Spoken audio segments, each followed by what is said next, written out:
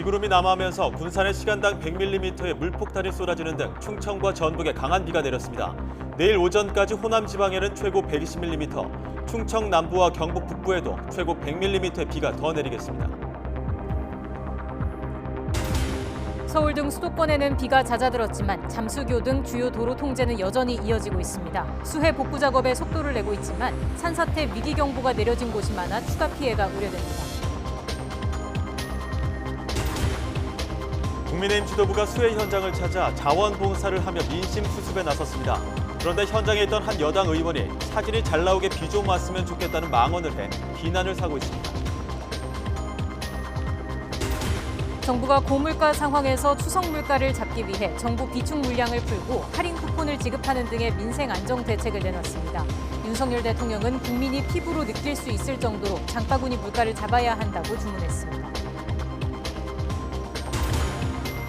김정은 북한 국무위원장이 비상방역 총화회의를 주재하고 악성 전염병 위기가 완전히 해소됐다고 선언했습니다. 김여정 노동당 부부장은 코로나19가 남측에 의해 유입됐다며 강력한 보복 대응을 검토하겠다고 위협했습니다. 오늘 0시 기준 코로나19 신규 확진자는 13만여 명으로 하루 전보다 다소 줄었지만 사망자는 석 달 만에 가장 많았습니다. 내일부터는 입대하는 장병들을 대상으로 PCR 검사를 실시합니다. 뉴스큐 잠시 후에 돌아오겠습니다.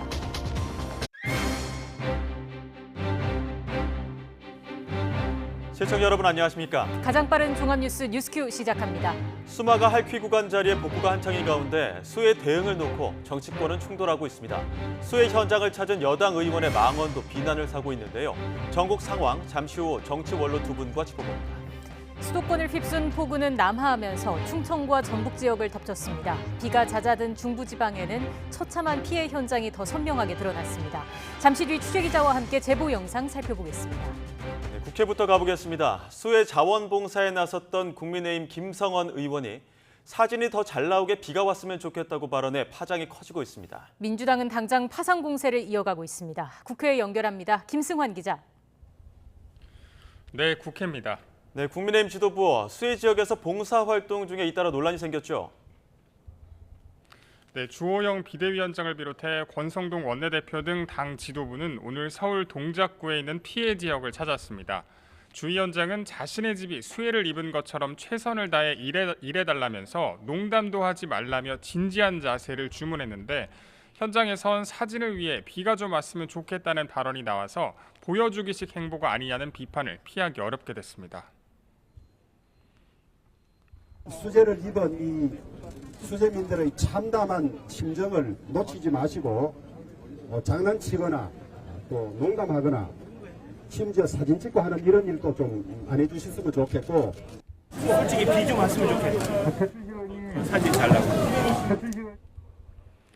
논란이 확산되자 김성원 의원은 입장문을 통해 엄중한 시기에 경솔하고 사려 깊지 못했다면서 깊이 반성하고 사과한다며 고개를 숙였습니다.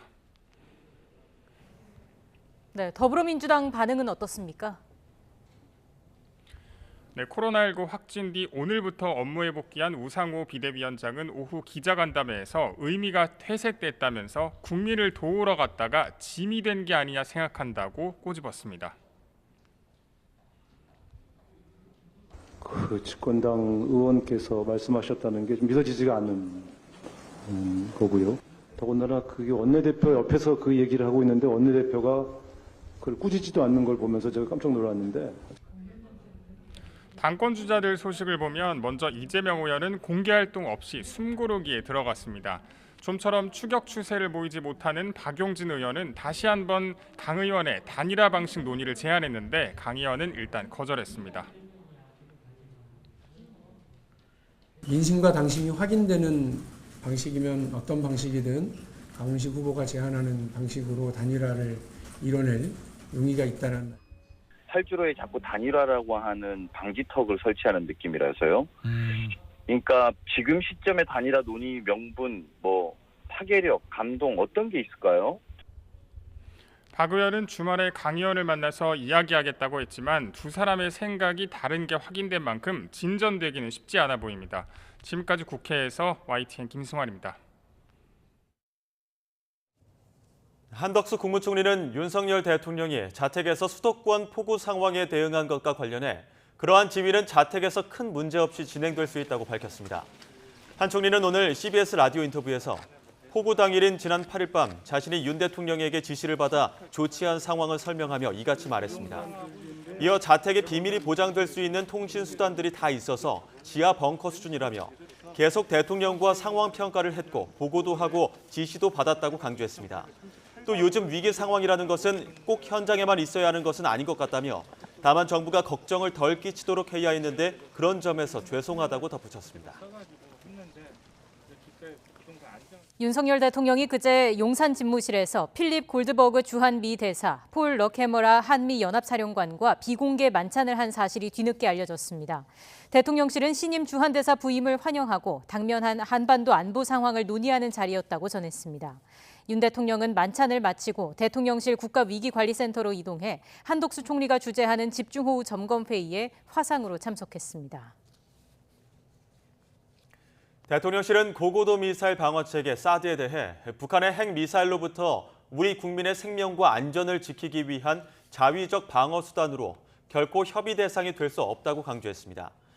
대통령실 관계자는 오늘 브리핑에서 사드는 우리의 안보 주권 사안이라면서 기존 경북 성주의 사드 기지는 이달 말 정도에 거의 정상화될 것으로 본다고 설명했습니다.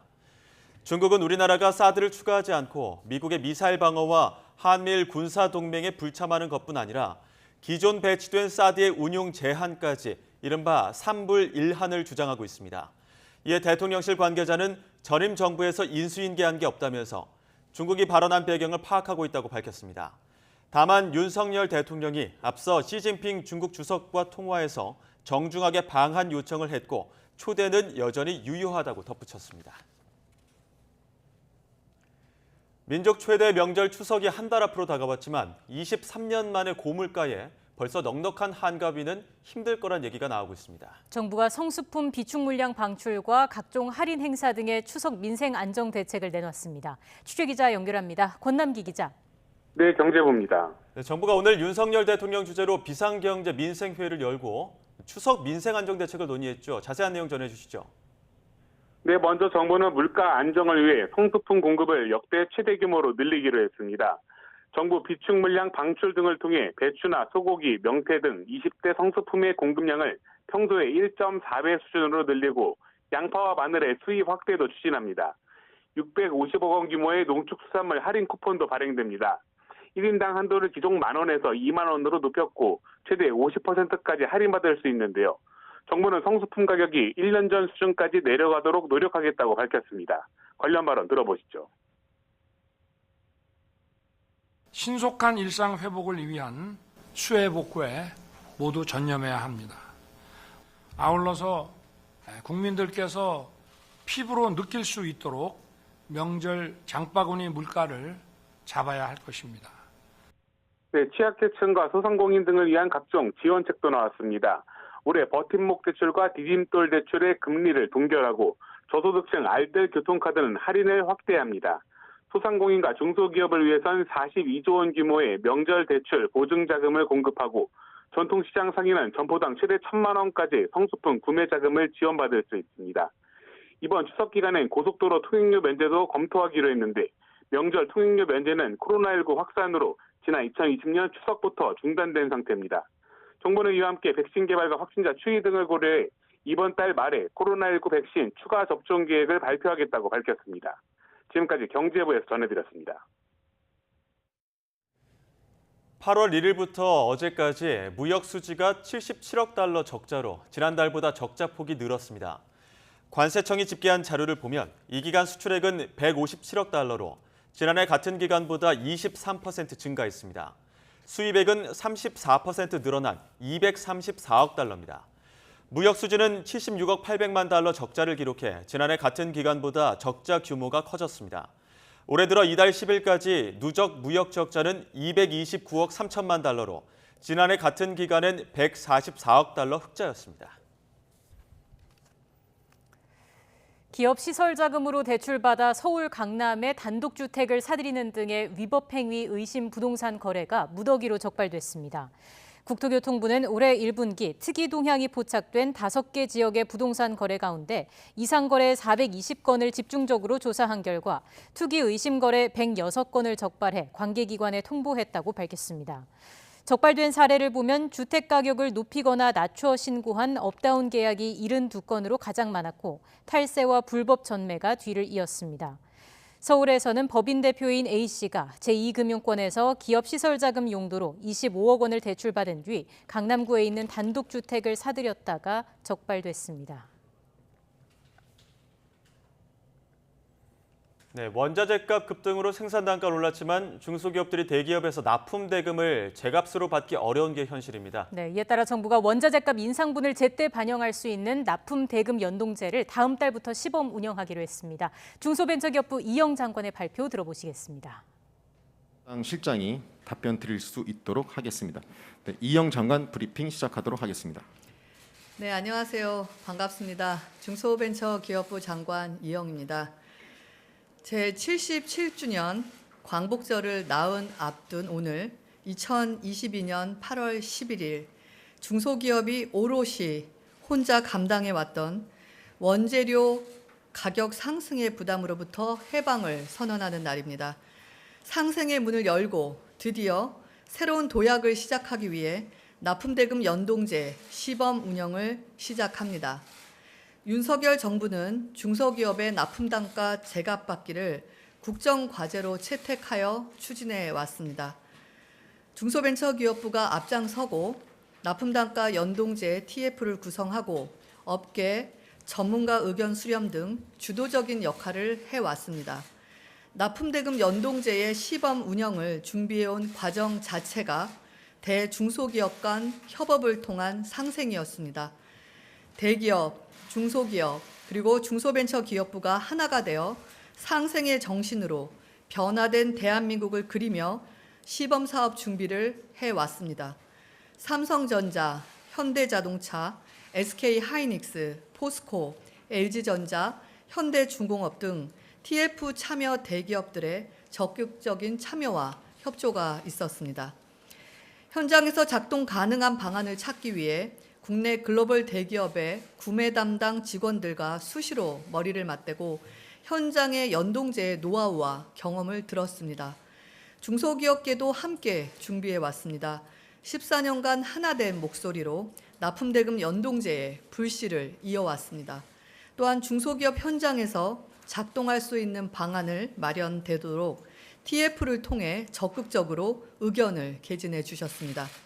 미주, 호주 등 해외 납품대금 연동 가이드라인도 참고했습니다.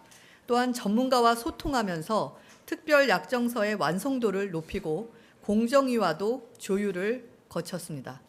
이런 모두의 노력에 기초해서 특별 약정서와 시범 운영 방안을 만들 수 있었습니다. 납품대금 연동제에 대해서 규제가 아니냐 하는 우려의 시선이 있다는 것도 알고 있습니다.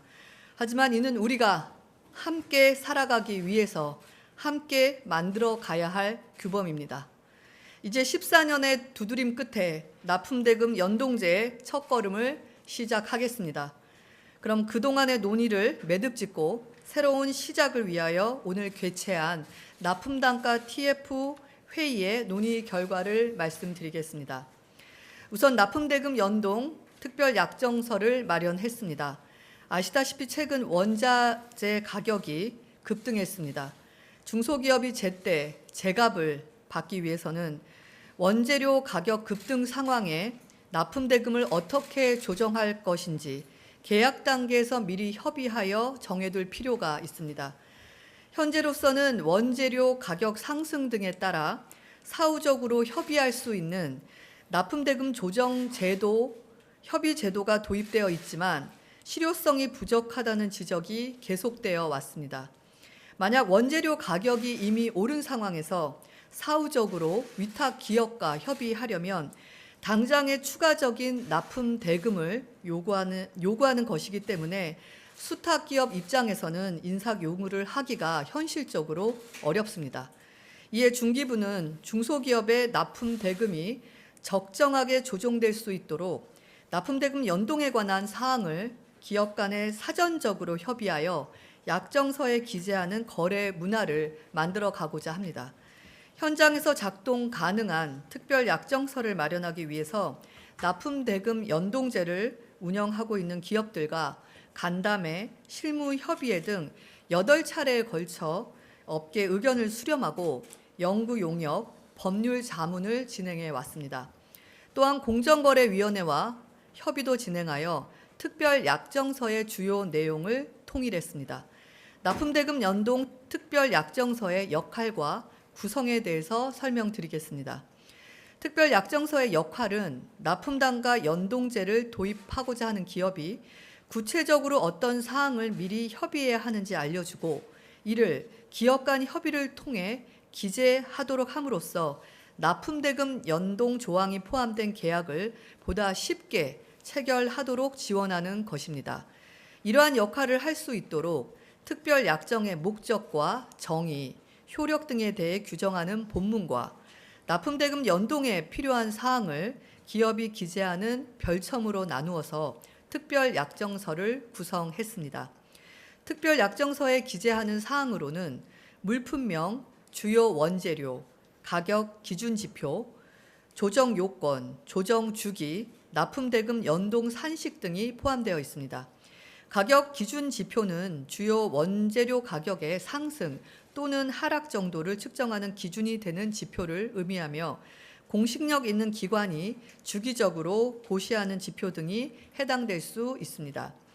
조정 여건은 기준 가격의 변동률을 근거로 납품대금 연동을 시행하는 요건을 의미하며 예를 들어 플러스 마이너스 3% 변동 시와 같이 적을 수 있습니다. 특별 약정서의 본문에서는 납품대금 연동의 절차를 규정했습니다. 특별 약정서에 정한 바에 따라 납품대금 조정일마다 주요 원재료 가격의 변동률을 확인하고 변동률이 조정 요건을 충족하는 경우 연동 산식에 따라 납품대금을 산출합니다. 특별 약정서를 활용하면 수위탁 기업이 원하는 납품대금 연동제를 운영할 수 있습니다. 예를 들어 동 케이블 제작에 동이 많이 사용되어 매월 납품대금을 조정하는 경우를 가정해 보겠습니다. 우선 기업 간 협의하여 가격 기준 지표는 런던 금속거래소 등 공신력 있는 기관의 동 가격을 이용하고 조정일은 매월 1일, 조정 요건은 예를 들어 플러스 마이너스 3% 변동 시, 연동 산식은 톤당 동 가격 변동 금액에 동 중량을 곱한 값으로 납품대금 조정 금액을 산출한다와 같은 식으로 정할 수 있습니다. 이와 같이 납품대금 연동에 관한 약정을 상호 협의하여 쉽게 체결할 수 있도록 마련하였습니다. 원재료 가격 14년의 두드림 끝에 납품대금 연동제의 첫걸음이 시작됐다. 이영 중기부 장관의 발표 보고 오셨습니다.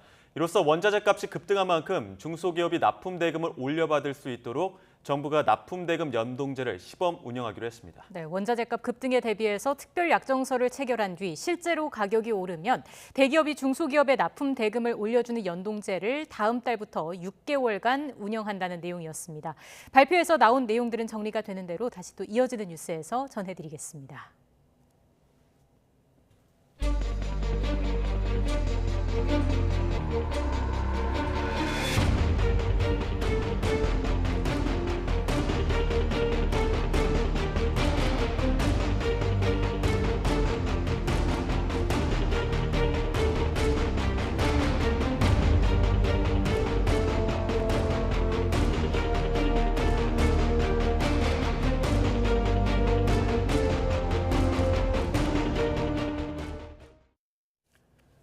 전북 군산에는 한때 시간당 100mm 가까운 폭우가 쏟아져 침수 피해가 잇따랐는데요. 전북에는 내일까지 100mm의 많은 비가 추가 예보됐습니다. 어제부터 큰 비가 내린 충청권에는 점점 비가 잦아들곤 있지만 내일까지 5에서 30mm 정도 비가 더 내릴 전망입니다. 현장에 YTN 취재기자들이 나가 있습니다. 차례로 연결해 보겠습니다. 먼저 김민성 기자 어디에 나가 있습니까? 네, 전북 전주시 전주천에 나와 있습니다. 네, 양동훈 기자는 지금 충남 공주시에 나가 있죠? 네, 충남 공주시 교동에 나와 있습니다. 네, 먼저 전주 상황부터 알아보겠습니다. 김민성 기자, 지금도 비가 많이 내리고 있습니까? 군산에 비가 잦아들면서 이번에 전주로 장소를 옮겼는데 이곳 역시 소강 상태입니다. 다만 전주천 수위가 어느 정도 올라왔고 또 앞으로도 비가 예보되어 있기 때문에 아직 피해 안심하기엔 이른 단계입니다. 비구름대가 동쪽으로 움직이고 있지만 여전히 전북 이곳 저곳에서 집중호우가 오락가락하고 있습니다.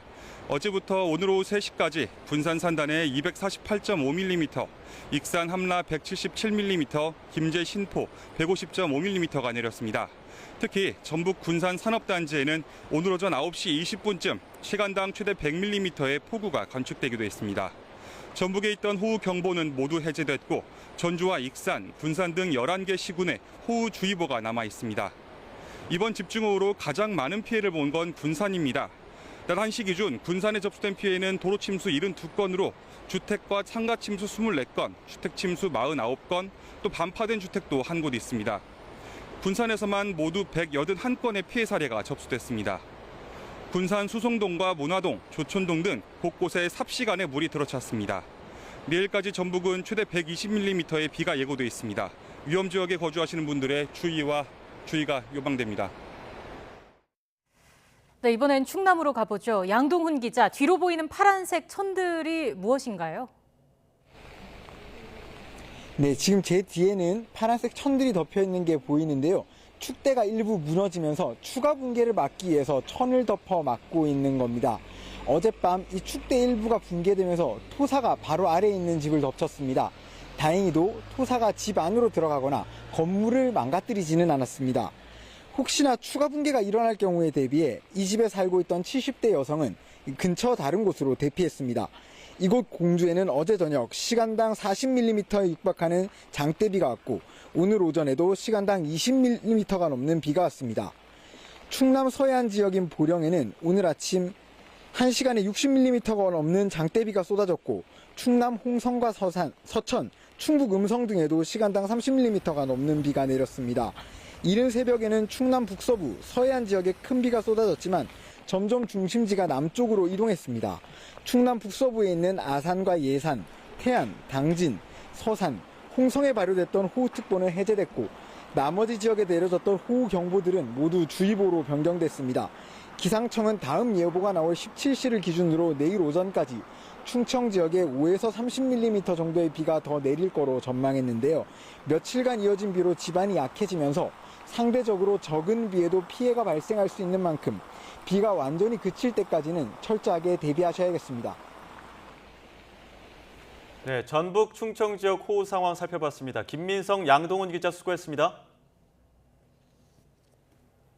네, 이번에 강원으로 가보겠습니다. 강원 영서 지역은 지난 나흘간 500mm 가까운 비가 내렸습니다. 그동안 한강 수계댐 가운데 유일하게 방류를 하지 않았던 소양강댐 역시 조금 전 수문을 개방했습니다. 현장 연결하겠습니다. 지환 기자. 네, 강원도 춘천 소양강댐입니다. 네, 결국 소양강댐도 수문을 개방했군요. 네, 그렇습니다. 취재진이 있는 곳이 소양강댐 바로 앞에 있는 그런 지점입니다. 그동안 많은 집중호우로 북한강 수계댐 가운데 유일하게 문을 열지 않았던 이 소양강댐도 버티지 못했습니다. 소양강댐 댐체 모습 좀 보실까요? 지금 수문 5개를 열고 물을 빼고 있는데요. 하얀 물보라가 피어오르고요. 옆에는 이 무지개도 피었습니다. 워낙 높은 데 떨어지다 보니까 여기까지 물방울이 튀고 있습니다. 네, 강원도 춘천 소양강댐 이 수문을 개방한 건 2년 전 2022년 8월 이후에 2년 만입니다. 처음에는 한 650톤 정도로 물을 빼다가요. 차츰 이 기상 상황에 맞춰서 최대 초당 2,500톤까지 방류량을 늘릴 예정입니다. 총 담수량 29억 톤, 이 소양강댐은 1973년 이후에 16번째 개방입니다. 오늘 오전을 기해서 소양댐 수위는 189m 정도로 홍수기 제한 수위인 190.3m에 육박했습니다. 현재 소양댐 상류에 초당 1,800톤 정도씩 물이 유입되고 있는데요. 기상 상황에 따라 유동적이지만 일단 90회 정도 방류 일정이 잡혀 있습니다. 사실 그제부터 소양강댐 방류 계획이 잡혔다가 계속 연기됐습니다. 이유는 한강 때문인데요. 이번에 서울에 비가 집중됐죠. 그러면서 한강 수위가 무척 올라갔는데요. 이곳 최상류인 소양강댐에서 수문을 개방하면 아래쪽에 있는 의암댐이나 청평댐 그리고 팔당댐들도 방류량이 늘게 됩니다. 당연히 한강 수위도 늘게 되고요. 당장 이 소양댐 바로 아래에 있는 춘천 의암호의 경우에는 수문 개방으로 약 2.2m 정도 수위가 올라갈 것으로 보입니다. 하류 지역 주민들의 침수 피해 주의하시기 바랍니다. 네, 소양강댐 수문 개방 자체가 강원 지역에 비가 많이 왔다는 것일 텐데 강원 지역의 비 피해 상황은 어떻습니까? 네, 그렇습니다. 강원 지역 무엇보다도 이 산사태하고 이 여름 휴가철이죠. 야행객들의 고립사고가 가장 우려되고 있습니다. 지금 산사태 경보가 내려진 중 하나가 강원도 횡성인데요. 횡성에서 그제와 어제 산사태가 계속해서 발생했습니다. 70대 주민 한 분이 돌아가셨고요. 그리고 여러 명이 구조가 됐습니다. 사실 이 밤이나 새벽 시간에 갑자기 산사태가 발생하면서 집으로 이 산사태 흙이 치밀면 어떻게 사실상 대응하기가 어렵습니다. 인명피해가 잦은 이유이기도 한데요. 산이 많은 강원도라 이 산사태 취약지구 역시 2,000곳이 넘습니다. 특히 산 정상 대규모 감벌을 하거나 태양광 시설을 설치한 곳에서 사고가 터지고 있습니다. 이 부분 저희 취재진이 현장 확인 중입니다. 이후에 보도를 하도록 하겠습니다. 집중호우가 이어지고 있지만 휴가철 야영객 고립도 여전히 확인되고 있습니다. 어제는 영월에서 오늘은 강릉과 인제 등에서 고립사고와 구조 소식이 있었고요. 실종사고 수색도 이어지고 있습니다. 그제 오후 원주에서 양봉장 벌통을 살피러 간 80대 남편과 70대 아내 이 노부부가 급류에 휘말렸는데요. 현재 수색 인원만 200여 명이 투입되고 있다고 합니다. 원주 삼강의 수위가 조금 낮아진 만큼 수색 결과에 좋은 결과가 있기를 기대해 봅니다. 네, 지금까지 강원도 춘천 소양강댐에서 YTN 지환입니다. 지난 8일부터 중부지방에 내린 집중호우로 지금까지 이재민이 1,200명 발생했습니다.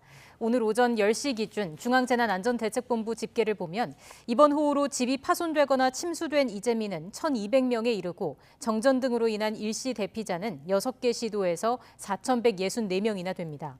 사망자는 11명, 실종자는 8명, 부상자는 18명으로 주택, 상가 침수도 3,755동에 달합니다. 또 옹벽 붕괴와 토사 유출은 각각 9건과 40건이며 농작물 침수 면적은 332.7헥타르로 늘었고 산사태는 25건 일어났습니다. 중부지방을 휩쓸고 간 비는 잦아들었지만 폭우가 남긴 상처는 더 선명히 드러나고 있습니다. 네, 경기도 양평에 나가 있는 취재기자 연결해서 피해 상황 알아보겠습니다. 강민경 기자. 네, 경기도 양평군 강하리에 나와 있습니다. 네, 경기 남부 지역도 이번에 폭우 피해가 컸는데 물은 빠졌을 텐데 거기 상황 좀 어떻습니까? 네, 그렇습니다. 지금 제가 있는 이곳은 한금리라는 마을로 가는 작은 진입로입니다. 그런데 지금 보시다시피 2개 차선 중에 하천 쪽의 차선 하나가 완전히 가라앉아버린 모습 볼 수 있습니다. 근처엔 이렇게 토사가 잔뜩 쌓여 있고 발을 조금이라도 헛디디면 위험한 상태인데요. 일단 흩어진 흙과 돌멩이를 퍼다가 저렇게 자루에 담을 뿐 별도의 벽구 조치는 아예 할 엄두를 내지 못하는 상태입니다. 몇 배로 물이 불어난 하천 쪽을 잠시 보겠습니다. 저렇게 아카시아 나무가 뒤집힌 채 흔들리고 있고요. 또 뿌리째 뽑힌 나무도 군데군데 있었고 농사용 비닐 같은 경우에는 하천에 따라서 어지럽게 흩어져 있기도 했습니다. 하천의 물살 여전히 굉장히 빠릅니다. 이 길 건넌 마을에는 농사를 짓는 어르신들이 많은데요. 애써 지은 농작물들도 큰 비에 전부 떠내려간 상황이라서 살 길이 굉장히 막막하다고 합니다. 네, 폭우가 가장 심했던 지난 8일과 9일에 이곳 양평에는 총 400mm에 달하는 비가 내렸습니다. 이곳 강화면에는 폭우 피해를 입었다는 민원이 500건 가까이 접수됐다고 합니다. 양평군은 복구 작업에 한창이지만 언제 끝날지는 사실 기약이 없습니다. 비가 잠시 그쳤다가 다시 내리기를 반복하는 데다 피해 규모가 워낙 커서 좀처럼 속도가 붙질 않는다고 합니다. 일단은 추가 피해를 막는 게 중요합니다. 개울가나 비탈, 공사장 등 위험한 지역은 최대한 피하고요. 전문 장비를 사용해서 잔해를 치워야 하는 점을 꼭 숙지해 주시길 바랍니다. 지금까지 경기도 양평군 강화면에서 YTN 강민경입니다. 네, 수도권에 폭우를 쏟은 비구름이 중남부 지역으로 내려가면서 서울과 경기 대부분 지역에서는 비가 잦아들었습니다. 하지만 댐 방류량 증가로 한강 수위가 높아지면서 조금 전부터 올림픽대로 주요 구간이 다시 전면 통제돼 퇴근길 혼잡이 우려됩니다. 현장에 나가 있는 취재기자 연결하겠습니다. 임성재 기자. 네, 서울 반포동 잠수교에 나와 있습니다. 네, 지금 한강 수위가 계속 오르는 것 같은데 잠수교뿐만 아니라 지금 올림픽대로도 통제됐다고요? 네, 이곳 반포동 일단 비가 그쳤습니다. 하지만 제 뒤로 보시는 것처럼 이 잠수교는 물에 잠겼습니다. 주변 공원을 뒤덮은 흙탕물은 빠르게 흐르고 있고 접근은 엄두가 나지 않습니다. 특히 주요 댐들이 방류량을 늘리면서 올림픽대로 가양대교부터 동작대교까지 양방향 통행이 모두 전면 통제됐습니다. 잠수교 수위는 오후 3시 반 기준 8.4m를 기록했습니다. 오늘 새벽 7.3m 수준까지 떨어졌다가 다시 상승한 겁니다. 9.7m까지 치솟았던 어제 오전보단 나아졌지만 이 다리가 완전히 잠기는 6.5m는 훌쩍 넘긴 수치입니다. 잠수교 수위에 직접적인 영향을 미치는 팔당댐에서 여전히 상당히 많은 물을 방류하고 있기 때문인데요. 이 팔당댐은 방류량을 늘려가며 1초에 12,700톤의 물을 쏟아내고 있습니다. 팔당댐 상류인 북한강 의암댐과 청평댐, 남한강 충주댐 등에서 물을 계속 방류하고 이 팔당댐도 덩달아 받은 물을 내려보내면서 한강 수위에 영향을 주고 있는 겁니다. 한강 수위가 높아지면서 서울 시내 도로 통제 구간도 늘고 있습니다. 조금 전 오후 3시 반부터 올림픽대로 가양대교에서 동작대교까지 양방향 통행이 다시 전면 통제됐습니다. 이 밖에 잠수교를 포함한 서울 시내 도로 10여 곳도 여전히 교통 통제 중인데요. 당산나들목, 망원나들목, 개화 신설나들목, 신자문 나들목 등이 모두 양방향 통제됐고 양재천로 양재천교에서 영동 1교 양방향도 차량 통행이 어렵습니다. 또 노들로 여의상류 나들목 연결로도 통제되고 있습니다. 서울 도심 전체 차량 이동 속도는 오후 3시 반 기준 시속 16km대로 서행하고 있습니다. 특히 서울 도심 주요 간선도로인 올림픽대로 주요 구간마저 이 양방향 통행이 막히면서 퇴근길 교통 혼잡이 불가피할 전망입니다. 또 이미 비가 많이 내려 지반이 약해져 도로에 문제가 생길 수 있는 만큼 외출 전 이 교통정보 시스템 등을 미리 참고하셔야겠습니다. 지금까지 서울 잠수교에서 YTN 임성재입니다. 네, 앞서 저희 취재기자가 현장에서 소식 전해드렸습니다만 호우특보가 내려진 충청과 전북 지역에서 비 피해가 잇따르고 있습니다. 맨홀 사이에서 분수처럼 물이 솟아오르는가 하면 이웃을 위해 자발적으로 배수구 점검에 나선 시민들도 있었습니다. YTN으로 시청자분들이 제보해 주신 화면들 사회 일부 이준엽 기자와 짚어보겠습니다. 어서 오십시오. 일단 지금 한참 비가 많이 내리고 있어서 호우특보 내려진 충청 전북 지역에 지금 비 피해 제보가 이어지고 있다고요? 네, 일단 충청 지역 그림부터 보면서 제가 설명드리겠습니다. 네. 대전 비례동에서 제보가 들어온 영상인데요. 물이 마치 분수처럼 치솟고 있는 모습입니다. 교차로에서 위험천만한 모습인데요. 11일 오늘 8시 30분 출근길에 찍은 영상이라고 합니다. 맨홀 뚜껑이 열린 것은 아니고 틈으로 물이 치솟는 상태였다고 하는데요. 제가 확인해 봤더니 호우 속에 상수도가 파열되면서 일어난 일이고 하수도가 역류되거나 이런 일은 아니라고 합니다. 네. 맨홀 뚜껑이 혹시 터지면 더 큰 사고로 이어질 수도 있어서 우려스럽기도 한데요. 근처 사고와 비교해 보면 한 7m 이상 물이 치솟은 것으로 보입니다.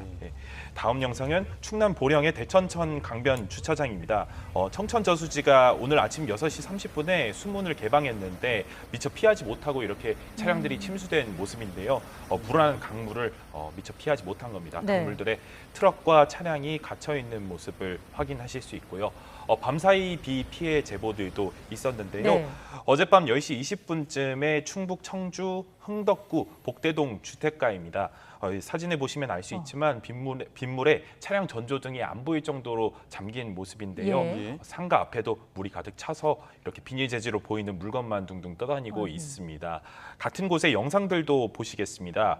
아파트 앞에 침수돼 있는 상황인데요. 지하 주차장에 물이 계속 들어차니까 이렇게 대피를 하고 있는 모습입니다. 해당 아파트가 450세대 규모인 것으로 전해졌는데요.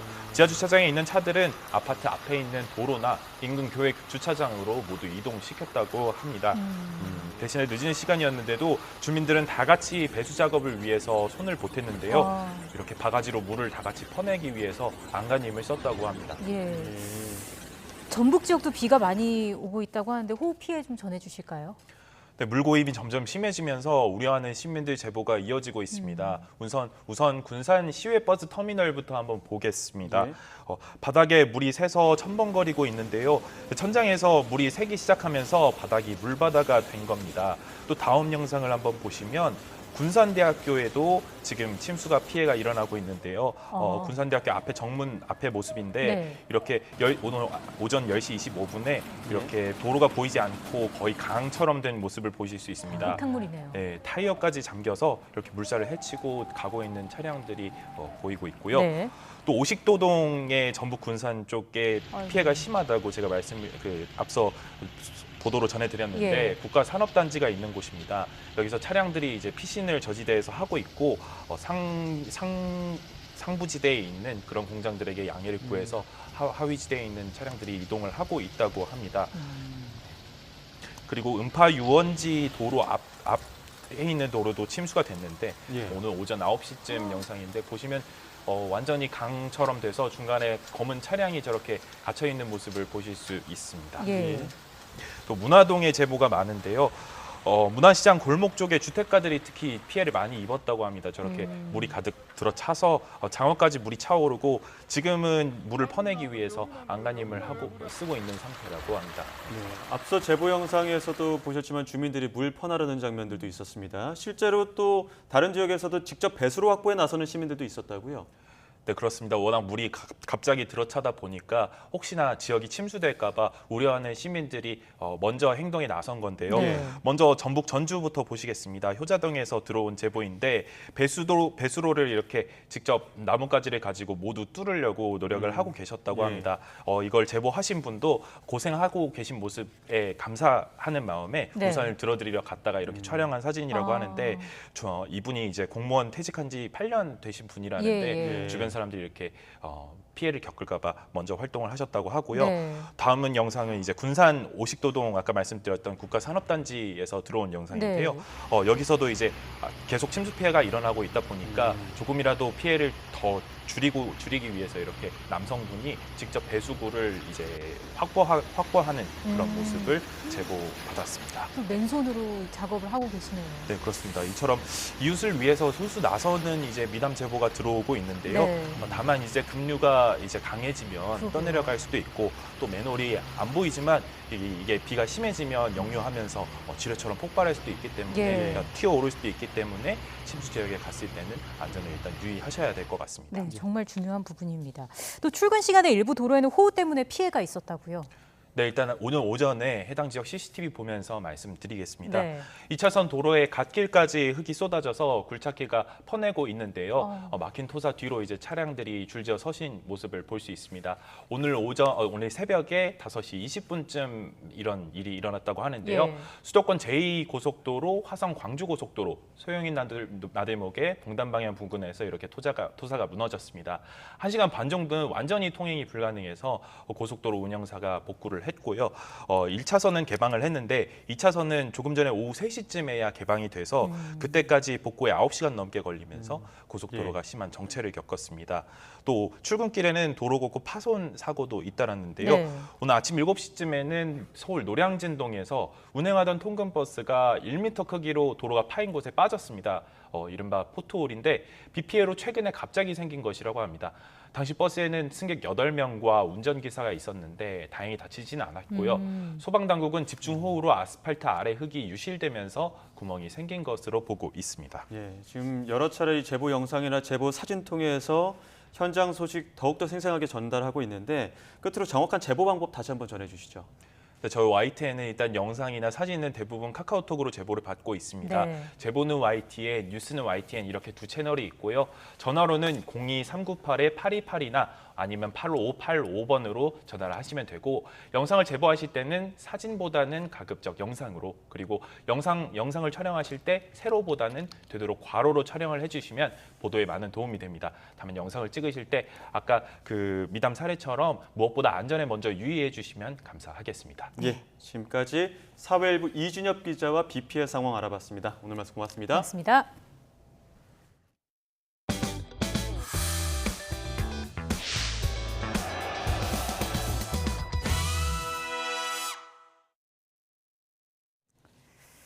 성접대 의혹과 관련해 처벌을 피한 김학의 전 법무부 차관이 5번의 재판 끝에 남아있던 뇌물수수 혐의까지 무죄를 확정받았습니다. 김 전 차관은 지난 2000년부터 직무와 관련해 금품과 성접대 등을 받은 혐의로 2심에서 징역 2년 6개월을 선고받았습니다. 하지만 대법원은 지난해 6월 진술의 신빙성을 다시 살펴보라며 원심을 깼고 파기환송심은 진술의 일관성이 없다며 무죄를 선고했습니다. 네, 조금 전 들어온 소식 한 가지 전해드리겠습니다. 지난 8일 밤 9시 반쯤 폭우에 휩쓸려 서울 서초동 아파트 단지 지하 주차장으로 떠내려간 남성이 오늘 오후 4시쯤에 숨진 채 발견됐다는 소식이 들어왔습니다. 8월 8일입니다. 집중호우가 시작되던 그날 밤 9시 반쯤에 폭우에 휩쓸려서 서울 서초동 아파트 단지 지하 주차장으로 한 남성이 떠내려갔는데 오늘 오후 4시쯤 조금 전에 숨진 채 발견됐다는 속보가 들어왔습니다. 관련된 내용은 또 이어지는 뉴스에서 자세하게 전해드리겠습니다. 다음 소식입니다. 윤희근 신임 경찰청장이 오늘 취임 후 첫 화상 전국 경찰회의를 열고 경찰 제도 발전 TF를 마련하겠다는 계획을 내놨습니다. 윤 청장은 오늘 회의에서 경찰의 중립성, 책임성 강화와 함께 복수 직급제, 기본급 인상, 수사 역량 강화 등 4대 현안을 논의하겠다며 이같이 밝혔습니다. 이어 경찰국 신설에 따른 내부 반발을 에둘러 언급하며 심려를 끼쳐 송구하다고 했는데 그러면서도 경찰에 대한 민주적 통제와 중립성, 책임성은 조화를 이루며 양립해야 한다고 말했습니다. 한동훈 법무부 장관이 다음 달 10일 시행되는 검찰의 직접 수사권 제한, 이른바 검수완박을 앞두고 시행령 개정을 통해 일부 수사권을 복원하겠다고 발표했습니다. 먼저 검찰의 직접 수사 권한이 사라지는 선거, 공직자 범죄 가운데 유권자 등 매수와 직권 남용, 공무상 비밀 누설 등을 부패 범죄로 재분류해 직접 수사를 할 수 있도록 했습니다. 또 신분이나 범죄 액수를 기준으로 직접 수사 가능 여부를 가르는 시행규칙을 없애 부패와 경제범죄면 수사할 수 있게 했고 무고와 증거인멸, 위증과 도주, 범인 은닉 등은 중요 범죄에 포함해 직접 수사 권한을 열어뒀습니다. 네, 이렇게 검찰이 수사권 축소 법 시행을 앞두고 시행령 개정에 박차를 가하고 있지만 막상 존재감을 과시할 만한 주요 사건 수사 속도는 생각보다 더딘 모습입니다. 검찰 안팎에서는 법리 검토에 시간이 더 필요하다는 의견과 함께 윤석열 대통령의 낮은 지지율도 부담으로 작용하고 있다는 분석도 나옵니다. 나혜인 기자입니다.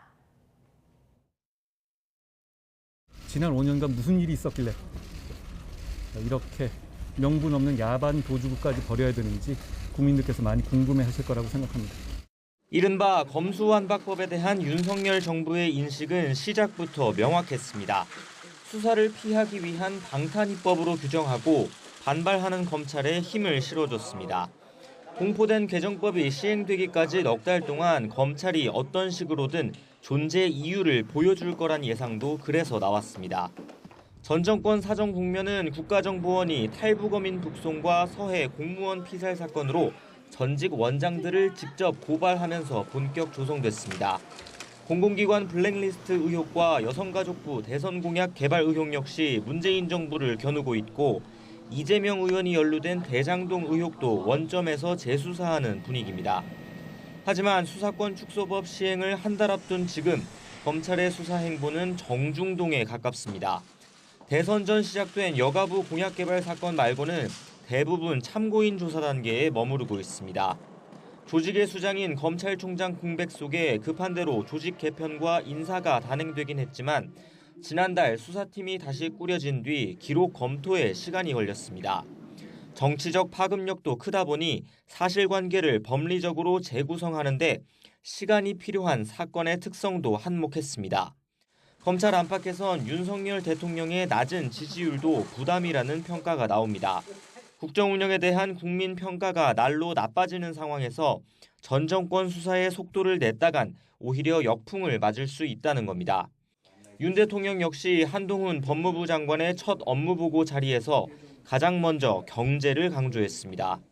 윤석열 대통령은 첫째, 법무행정의 최우선을 경제를 살리는 정책에 두기를 바란다고 말했습니다. 하지만 이미 시동을 건 사정 국면을 오래 끌다간 피로감만 가중될 거란 우려도 적지 않습니다. 속도 조절을 끝낼 시점은 결국 새 총장이 취임할 다음 달 중순 무렵이 될 거란 전망이 나옵니다. YTN 나힌입니다. 네, 윤석열 대통령이 취임한 지 100일도 안 된 시점에 20%대 지지율이 잇따라 발표되고 있습니다. 지금까지 국정 운영에 대한 평가와 더불어 비대위 체제 전환에도 내용이 가라앉지 않고 있는 국민의힘 상황과 전당대회가 한창인 민주당 소식까지 이재호 국민의힘 상임고문, 이상민 더불어민주당 의원과 함께 이야기 나눠보겠습니다. 두 분 어서 오십시오. 네, 안녕하세요. 안녕하십니까. 윤석열 대통령 다음 주면 취임 100일을 맞고 지금 한 석 달여 지났습니다. 지금까지의 국정 운영을 평가해 본다면 먼저 이상민 의원님 100점 만점에 몇 점을 줄 수 있을까요? 너무 저기 하면 바꿀 것 같지만 예. 여론조사 나온 대로 그대로 좀 주고 싶습니다. 20점대로 네. 그냥 난맥이라고는 봐야 되지 않을까. 예, 지금 국정을 책임지는 대통령 그리고 그 참모인 대통령실 그리고 정부 그리고 집권 여당 다 그냥 좀 뒤죽박죽 엉망진창 이렇게 좀 심하게 표현하면 국민들은 굉장히 그 걱정을 많이 합니다. 예.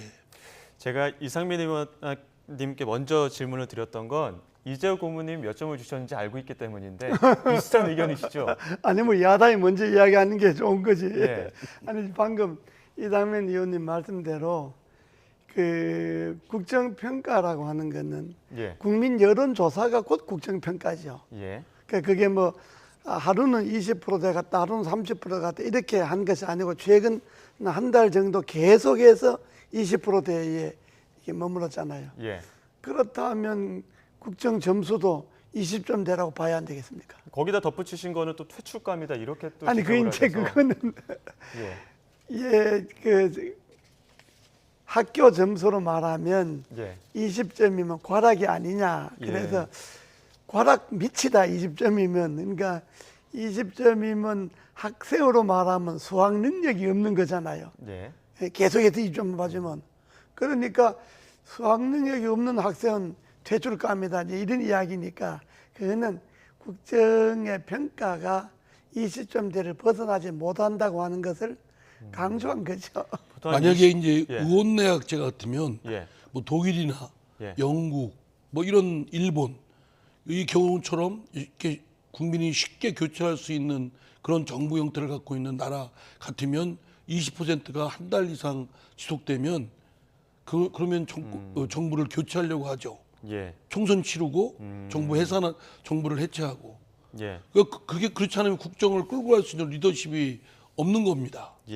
그런 정도 지금 5년 대통령제 임기가 딱 헌법상 보장되어 있기 때문에 지금 그것 때문에 지탱하는 거지. 의원내각제 같으면 지금 이재호 의원 말씀하셨던 교체하죠. 왜냐하면 의원내각제 같으면 당연히 내각 해산이고요. 해산인데 그럼 왜 그럼 20점대가 위험하냐 하면 대개 국정 동력을 할 최소한의가 35%는 돼야 됩니다.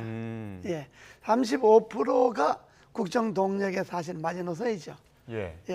그 정도는 돼야 이제 국정을 겨우 이제 이끌어가는데 국정을 안정적으로 이끌어가려면 한 55%, 55% 정도 돼야 국정을 안정적으로 이끌어가는 건데 이건 계속 20%대가 이어지니까 본인들도 아마 상당히 당황하겠지만은 지켜보는 국민들도 좀 불안하죠. 저희 지금 그래프 보시면은 7월 둘째 주, 넷째 주에는 그래도 30%대였습니다. 그때만 해도 여러분들의 의견은 그래도 강성 보수층이 있기 때문에 20%대로는 떨어지지 않을 것이다 이런 의견들이 많았었는데 그런데 20%대로 떨어졌습니다. 이 20%대에 담긴 민심 어떻게 해석해 볼 수 있을까요? 지금 윤석열 대통령을 지지하는 소위 보수 계층 분들도 이반하고 있다는 거죠. 떠나가고 있다는 거죠. 저렇게 떠나기 시작하면 모래성 무너지듯이 금방 무너집니다. 10%로 떨어지는 것도 시간 문제예요. 그러니까 말하자면 지금 부정평가가 10명 중에 6명 내지 7명 정도로 나오고 있지 않습니까? 그러면 상당히 지금 아주 안 좋은 상황입니다. 그러니까 여론조사가 지지도가 뭐 20%대뿐만 아니라 부정평가가 굉장히 강고하게 고착화되고 있다. 그러면 그 떠난 민심을 되찾아오기는 상당히 어렵다. 이거를 지금 돌아보고 빨리 점검하고 고치고 쇄신하고 해야 되는데 너무 속도가 늦어요. 그거 즉 긍정 평가가 20% 되지 않습니까? 예. 그것도 상당히 위험한데 문제는 부정 평가가 거의 70%에 가깝지 않습니까? 이게 더 사실 더 위험하다고 봐야죠. 예. 그러니까 부정 평가가 70%대라고 하면 국민의 뭐 절반이 아니라 3분의 2 이상이 정권을 믿지 않는다 이런 이야기잖아요. 예. 그러니까 이거는 상당히 심각하다고 봐야죠. 그 부분에 대해서 지금 한덕수 국무총리가 지지율 다시 올리기 위해서 소통하겠다. 기자실에 들러서 뭐 일주일에 한 번은 백브리핑 하겠다 이런 이야기도 했는데 그 부분이 반등의 어떤 몸에 좀 근데 그 본질을 정말 못 보고 있는 거죠. 본질은 그 내용이지 지금 뭐 그 기자회견 또는 뭐 기자분들 언론인들과 얼마나 많이 하느냐. 물론 많이 할수록 좋죠. 근데 알맹이 있는 그런 내용이 담기고 국민이 원하는 내용이 담겨야지 국민의 민심과 떠나 있는 것 어거지 얘기를 강변하고 억지 주장하고 자기 주장만 하고 민심은 들으려고 안 하고 그러면 그건 하면 할수록 손해 아닌가요? 소통을 하려고 해도 알맹이가 있어야 된다 이런 말씀이신데. 그리고 진정하게 있고 상대의 얘기를 들어야죠. 그게 맞는 말씀인 게 이 브리핑을 한다거나 설명을 할 때 하는 사람이 신뢰가 있어야 되잖아요. 그죠?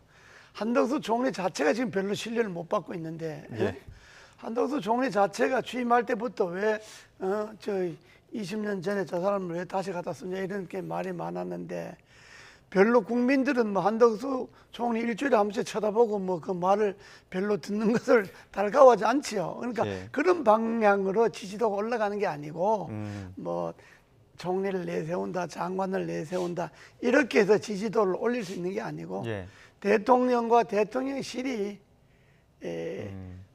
지지도가 하락하는 것 원인을 좋은 소리만 듣지 말고 정말 듣기 싫은 소리 저거 한 대 쥐어받고 싶을 정도로 얄미운 소리도 그게 약이 된다고 듣고 거기서 답을 찾아서 대통령과 대통령실이 무엇을 고쳐야만 되겠구나.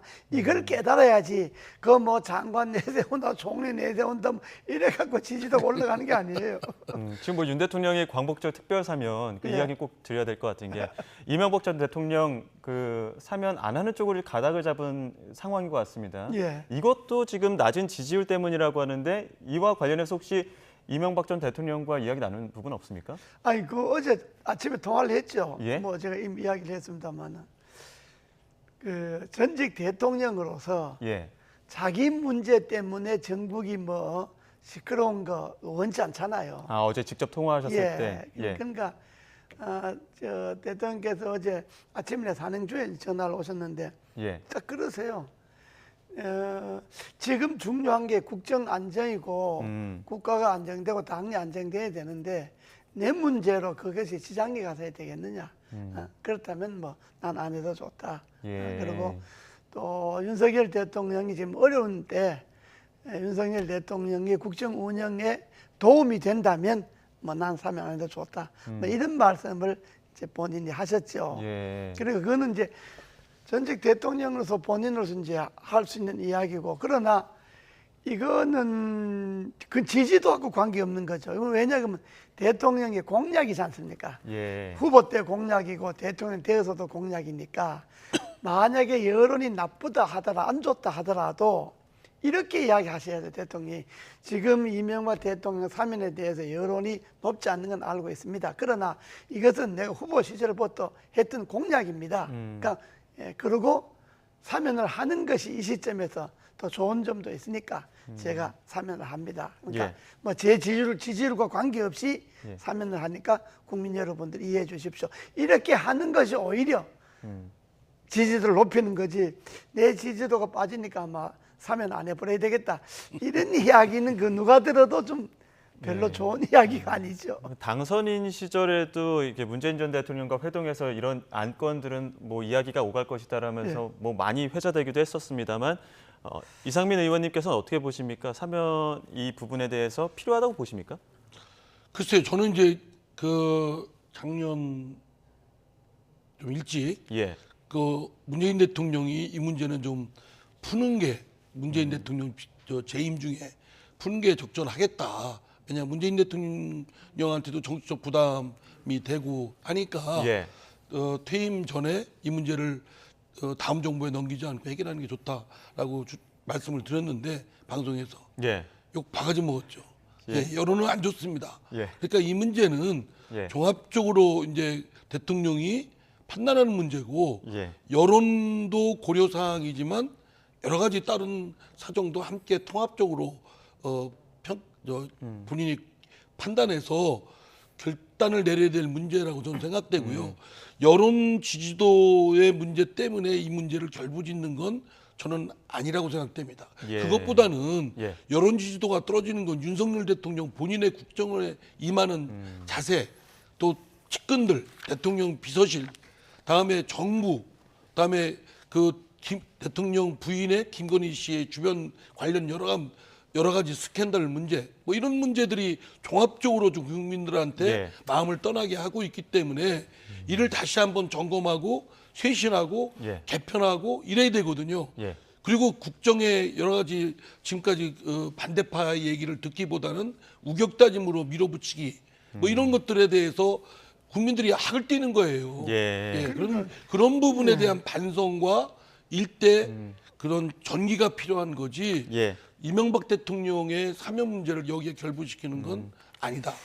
그 대통령실이 놓치고 있는 게 뭐냐 그러면 이번 사면의 의미가 특정인 개인 누구 사면하고 사면 안 하고 이 문제가 아니고 취임 사면하지 않습니까? 취임 때 사면을 안 했으니까 대통령 정권을 인수하고 처음 하는 사면이니까 대사면을 통해서 대사면을 통해서 국민의 여론을 다시 좀 안정시키고 또 국민 통합에 좀 다가갈 수 있는 그런 차원에서 그야말로 대사면을 해야 되는 거지. 여기에 여당 정치인, 야당 정치인 누구나 하고 누구나 안 하고 이런 차원이 아니고 본질이 이번에는 대사면을 통해서 국민의 새로운 분위기를 만들어내겠다. 여기에 초점이 있기 때문에 뭐 누구나 하고 누구나 안 하고 이런 문제가 아니죠. 아마 내일쯤 뭐 윤곽이 나올 텐데 그가 어떻게 또 이재호 고문님의 의견이 또 반영이 될지도 한번 지켜보도록 하고요. 최근에 기록적인 폭우가 발생했는데 이 부분에 대해서 지금 정치권 공방이 있어서 대통령이 컨트롤 타워 역할을 제대로 했느냐 이 부분이 지금 정치권 공방입니다. 대통령실에서는 대통령이 있는 곳이 곧 상황실이다. 거듭 이런 입장을 내놨는데 오늘 한덕수 국무총리 윤 대통령의 자택이 긴급 상황시 국정을 지휘하는 전혀 문제가 없다 이렇게 강조를 했습니다. 이 이야기 듣고 오시겠습니다. 국가 지도 통신 차량이라는 게 있다. 그러니까 좀 쉽게 말해서 청와대 지하 벙커 수준의 그런 체계를 갖춘 미니버스가 그런 차량이 24시간 대통령 자택 옆에 있을 거다. 급하면 거기 가서 지휘하실 거다. 그런 얘기를 했었는데요. 저는 뭐 그거보다는 이미 벌써 그 대통령께서 머물고 계시는 그 자택에도 그러한 그 모든 시설이 거의 뭐 완벽하게 다 갖추어져 있죠. 그런 지휘는 뭐 큰 문제 없이 진행될 수 있다. 저는 그렇게 생각합니다. 모든 그 비밀이 좀 더 보장될 수 있는 그런 통신 수단들이 다 있습니다. 거의 벙커 수준이라고 보셔도 될 것 같아요.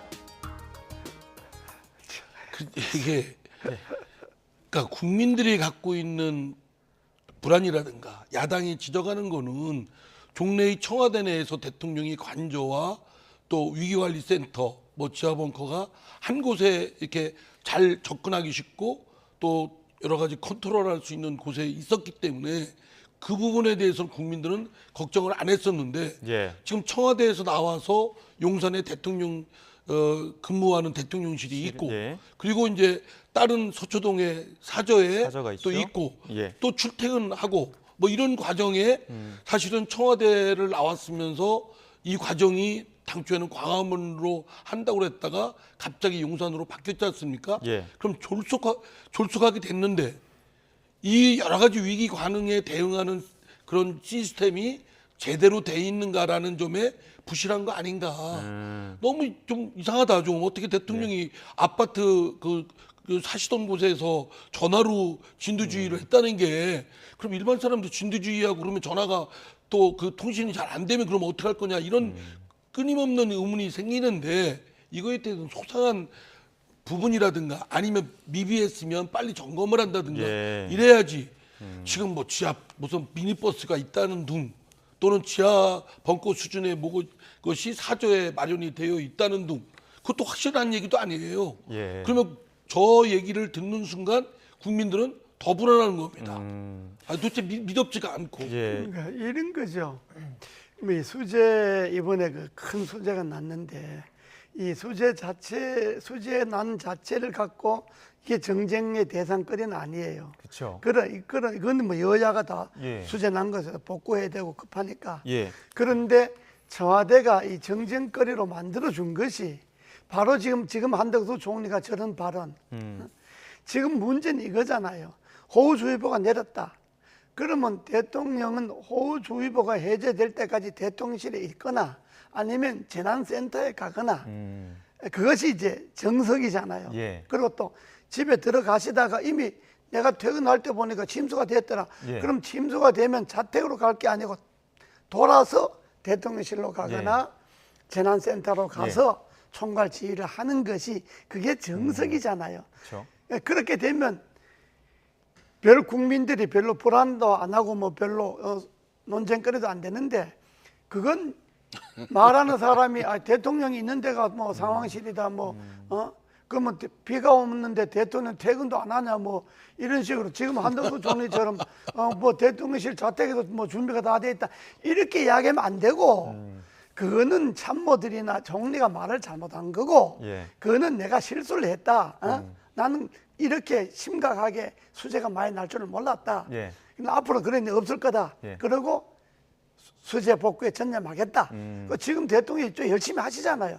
그러면 야당도 한 번 정도 그거 지적하고 이 전념을 해야지 야당도 이걸 갖고 더 이상 정쟁거리를 만들면 안 되지만은 대통령실이나 총리의 저런 자세는 오히려 야당으로부터 자꾸 정쟁거리를 만들어주는 거예요. 그러니까 지금 한덕수 총리뿐만 아니라 저 대통령실에 어제 보니까 그 시민사회 수석인가요? 또 뭐 비 오는데 대통령이 퇴근길에 그럼 퇴근 안 하냐? 뭐 비서진들도 또 선약이 있어서 거의 가던 중인데 뭐 비슷한 취지의 얘기를 한 걸로 저도 기억을 합니다. 그러면 국민들이 볼 때는 기가 막힐 일이에요. 자, 그러면 대통령은 뭐하러 있고 비서는 뭐하러 하고 있습니까? 지금 또 국민들이 보기에 조금 실망스러운 발언이 정치권에 나와서 이 부분 짚어봐야 될 것 같습니다. 여당이 국민의힘 오늘 수해 현장을 찾았는데요.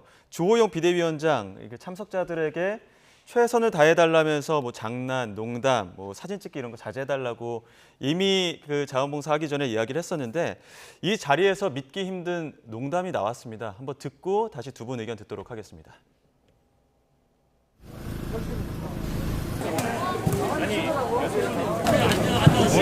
솔직히 비 좀 왔으면 좋겠어. 태춘 의원님. 사진 잘 나고. 솔직히 비 좀 왔으면 좋겠어. 태춘 의원님. 사진 잘 나고. 태춘 의원님. 아니. 이쪽이 저기 완전히 수해가 심하게 됐어. 네, 이재호 국님 왜 이러는 걸까요? 참 기가 지금 수재가 나서 전 국민이 지금 가슴 졸이고 또 대통령께서도 진짜 동분서주 하는데 수해 복구에 여당 의원이라는 사람이 농담할 장소가 있지 수해 복구 현장에 가서 그 농담하는 장소가 아니잖아요. 분위기 자체가 거기 가서 저런 농담을 한다는 거는 완전히 정신이 나간 거죠. 정신이 나갔을 뿐더러 전 국회의원 할 자격이 없는 거죠. 민주당에서도 공세를 지금 펴고 있지 않습니까? 저 국회의원들 뭐 이당저당 할 것 없이 꼭 수해 현상이나 재난 나면은 꼭 자원봉사하는 식으로 가서 보여주기 식으로 저렇게 하거든요. 좀 안 했으면 좋겠습니다. 제가 볼 때는 국민의힘 저렇게 가서 저렇게 이제 사고 터지면 국민들이 볼 때 정치권 전체를 다 욕먹게 하는 거거든요. 사실은 저거 보여주기 식이고 뭘 도움이 되겠습니까? 뭐 지금 저렇게 하려면요. 아예 안 가는 게 낫습니다. 공명히 국회의원들 가갖고 뭐 사진 찍고 그 사진 찍는 거 자기 또 뭐 홍보물에 넣고 이렇게 하려고 현장에 가려면 아예 여든 야든 국회의원들은 소위 현장에 가지 마라. 가지 말고 차라리 세비를 걷어서 자기네들 받는 세비라도 반을 털어서 구호 성금으로 주는 게 낫지. 가서 저런 소리 해갖고 좀 말이 되는 이야기입니까? 그렇죠. 예? 참 여러 가지 기가 막힌 이야기지. 좀 넉나가지 않았으면 저런 얘기를 어떻게 농담이라도 할 자리가 따로 있지. 참 눈치도 없고. 예, 그렇습니다. 참 여러 가지로 국민의힘 안쪽에서 힘든 상황인데 이 부분도 짚어보겠습니다. 이준석 대표 사실상 뭐 국민의힘과 전면전에 나섰다. 벼랑끝 전술이다 이런 얘기를 합니다. 가처분 신문기일이 다음 주 수요일입니다. 17일인데 당을 상대로 한 당대표의 가처분 신청 이거 어떻게 흘러갈 것으로 보십니까? 저건 17일이 다음 주니까 며칠 남지 않았는데 그렇죠. 저는 그 전에 예. 조영 그 비상대책위원장이 예. 이준석 대표를 만나서 정치적으로 해결해야 됩니다. 이준석 대표가 뭐 좀 퇴로를 열어주고 최소한도 자기 명예를 지키면서 좀 물러갈 수 있는 퇴로를 열어주고 당이 그리고 이준석 대표 가처분 신청한 거는 취하하고 이렇게 해서 이걸 봉합을 해야지 이걸 끝까지 재판한다 그러면 재판 이기나 지나 그 재판할 때마다 기사거리 될 것 아닙니까? 지금 수재 때문에 이 난리인데 국민의힘 여당이 당권 두고 재판한다 그러면 이게 또 말이 되겠습니까? 그러니까 조영 비대위원장이 열리를 제쳐놓고 이준석 대표 집이라도 찾아가서 만나갖고 해결해야 됩니다. 근데 그 퇴로를 말씀하시죠. 네, 저는 뭐 그럴 가능성은 거의 없다라고 좀 단언하는데요. 마지막까지 갈 것이다. 뭐냐면 왜냐하면 전당대에서 전당원들의 투표에 의해서 뽑힌 당대표란 말이에요. 그 당대표가 뭐 문제 있고 하면은 다시 전당대회를 치러서 하면 몰라도 말하자면 우격다짐으로 탈법과 꼼수로 저걸 있는 당대표를 내쫓은 격이 됐거든요. 뭐는 최고위원이 사퇴했는데 최고위원 뭐 의결정족수가 안 되니까 나중에 우격다짐으로 다시 뭐 최고위원이 이렇게 소집해가지고 거기서 또 결의해서 저 상임 전국위원회를 소집하고 어쩌고 저쩌고 그 이후에 이루어졌어요. 순전히 약식이죠. 그러니까 말하면 몇십만이 투표해서 당선된 당대표를 그 정당성을 갖고 있는 그 당대표의 리더십을 말하자면 몇백 명의 그 다수로 내쫓은 격이 됐는데 그 절차적 그 흠은 매우 중대하다고 생각됩니다. 저는 공당으로서 민주적 또는 법치주의적 차원에서 저는 반드시 사법부에서 단죄를 해야 된다고 생각합니다. 저거 그냥 넘어가면요. 예를 들어서 그 더불어민주당에서 지난번 그 검수완박법 통과시킬 때 뭐 위장 탈당하고 뭐 그 국회의 안건 조정 제도를 무력화시켰잖아요. 그리고 회기 쪼개기 해가지고서 여러 꼼수를 해서 절차적 하자가 있어서 헌법재판소 가 있어요. 그거에 대한 위헌, 위법성, 부당성에 대해서 국민의힘이 말할 자격이 없는 거예요. 자신들이 그렇게 주장을 했으면서 자신들이 절차적 하자가 그것도 중대하게 그 있는 자신들의 당대표를 내쫓는데 그렇게 탈법과 불법을 활용했다고 한다면 이건 공당으로서 자격도 없는 거니까 사법부의 사실은 사법심사에 의해서 바로잡지 못하면 국민의힘의 자정기능에 의해서 회복할 수가 없다. 그러면 지금 이재호 고문님 말씀하셨지만 정치적으로 이거는 그 전에 했어야죠. 근데 이렇게 불법 탈법이 벌어진 이유라면 사법부의 잣대가 들이대지 않을 수 없는 상황이라고 생각됩니다. 그 다음 주 수요일이 가처분 신문기일인데 또 마침 그날이 윤석열 대통령 취임 100일 되는 날이어서 그렇죠. 그날 과연 또 어떤 이야기들이 오고 갈지도 좀 기대도 되고 또 주목받고 있는 상황인 것 같은데. 이 소재 때문에 나라가 온통 난리인데 집권 여당이라는 사람들이 저거 하나를 해결을 못해서 법원까지 끌고 가고 정말 참 그리고 이재호 고문님 말씀하셨더라 정치적으로 하려고 그랬으면 물밑에서 이렇게 그렇습니다. 타결해가지고 그걸 끌어내든지 그런 리더십도 없고 그냥 방송이나 뭐 여러 가지 공개석상에서 이준석 당대표를 이준석 대표를 압박하는 형식으로 예. 야 당신 말이야 앞으로 미래도 있는데 나이도 젊은데 미래 생각하면 지금 굽히고 돌아야지 이런 식으로 비굴하게 상대를 아주 어쩌면 모욕적인 굴복을 하는 건데 정치적 금도 차원에서도 그러면 안 되죠. 예. 그게 또 여론조사 결과 좀 주목받는 여론조사 결과 있어서 국민의힘 차기 당대표 조사 이 부분 좀 예. 유승민 전 의원 그리고 이준석 대표 나란히 1, 2위 차지한 부분 이거 어떻게 읽어야 될까요? 그건 뭐 그럴 수가 있죠. 지금 국민의힘 돌아가는 상황을 보면 뭐 저런 지지도가 나올 수 있는 가능성이 있습니다. 예. 이런 지지도가 나올 수밖에 없는 이유 저는 보기는 어떠십니까? 국민의힘의 일반 당원들의 예. 생각이 아마 제 생각이나 국민들 갖고 계신 생각하고 거의 맞을 겁니다. 왜냐하면 예. 지금 이를 말하자면 이준석 당대표를 내쫓으려고 하는 소위 윤석열 대통령 쪽 사람들 지금 국민의힘의 주류 쪽 사람들의 생각이 너무나 잘못됐다.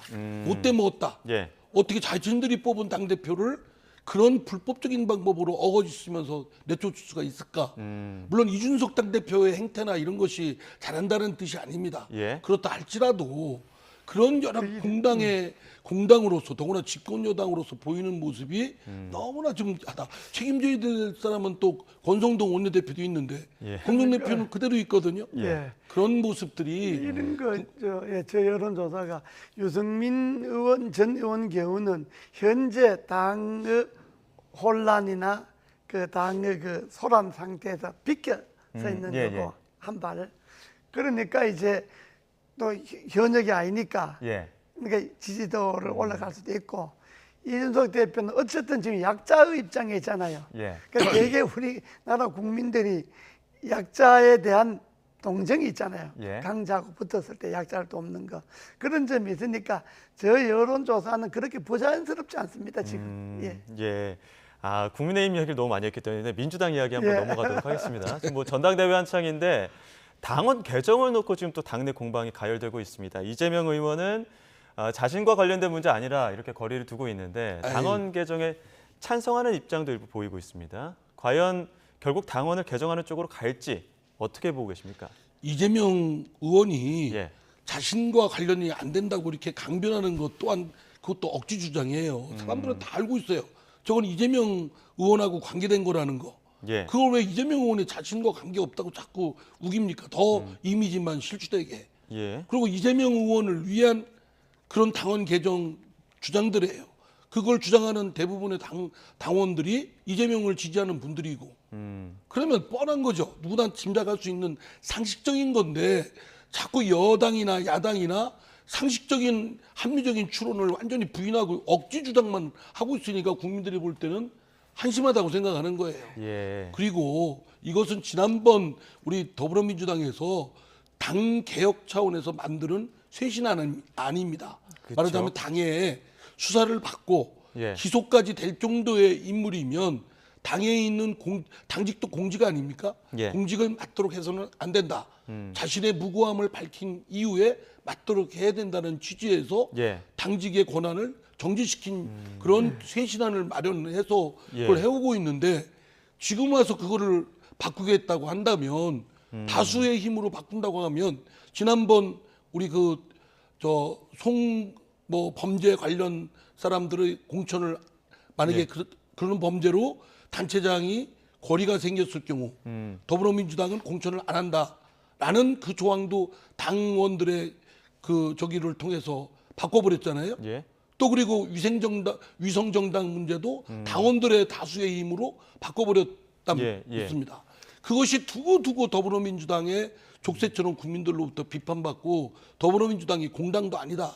자신들의 한 말에 대해서 금방 조력목에 하는 정당이다. 쉽게 손바닥 뒤집던한다. 이런 비판을 지금까지 받고 있고 내로남불, 위선적이다. 이렇게 족쇄가 되고 있는데 또 다른 족쇄를 끼려고 하는 것은 잘못된 거죠. 비슷한 결의 의견이 있어서 이거 저희 듣고 다시 이야기 나누겠습니다. 민주당 전대준비위원회가 다음 주 16일 회의에서 당원 개정 문제를 논의할 예정인데 야권 원로 정치인이 또 이런 조언했습니다. 한번 들어보시죠.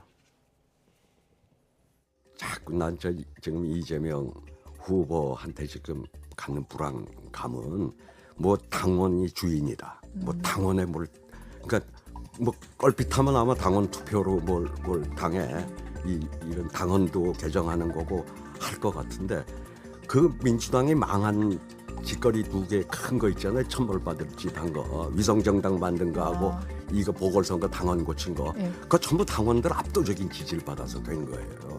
그러니까 물론 지금 뭐 당원들의 그 집단 지성이 발휘되는 경우도 있지만은 어떤 그 작은 이 때문에 큰 걸 못 보는 또 그런 우도 한단 말이죠. 민심과 달리 갈 수 있다는. 그러면 그 2개가 다 그 소위 당원들의 압도적인 지지 속에 그 천벌받을 짓을 했던 거예요. 그러니까 지금 민주당을 가만 보고 있으면 지금 큰 태풍이 몰아오고 있는데 비닐 우산 고치고 앉아 있는 거예요. 그 태풍의 영향은 어떻게 후폭풍은 어떻게 될까요? 그건 아마 지금 민주당이 아무리 다소다이라 하더라도 이재명 그 의원에 대해서 몰아오는 그 태풍은 그 백약이 무효일 겁니다. 근데 그건 뭐 태풍 몰아치는데 비닐우산 고쳐 쓰고 앉아서 갖고 일이 되겠어요. 저 민심은 배를 띄울 수도 있지만 뒤엎을 수도 있다는 그 옛날부터 오는 말씀을 되새길 필요가 있다고 봅니다. 정치하는 사람들이. 그걸 손바닥으로 가리고 금방 호도한다고 해서 그게 가려지겠습니까? 저 너무나 반상식적인 것들이 여야를 막론하고 정치권에서 요새는 너무 모렴치해요. 이쪽 저쪽 할 거 없이. 정치권을 향한 두 원로의 쓴소리까지 들어봤습니다. 지금까지 이재우 국민의힘 상임고문 그리고 이상민 더불어민주당 의원과 함께했습니다. 오늘 말씀 고맙습니다. 네, 감사합니다.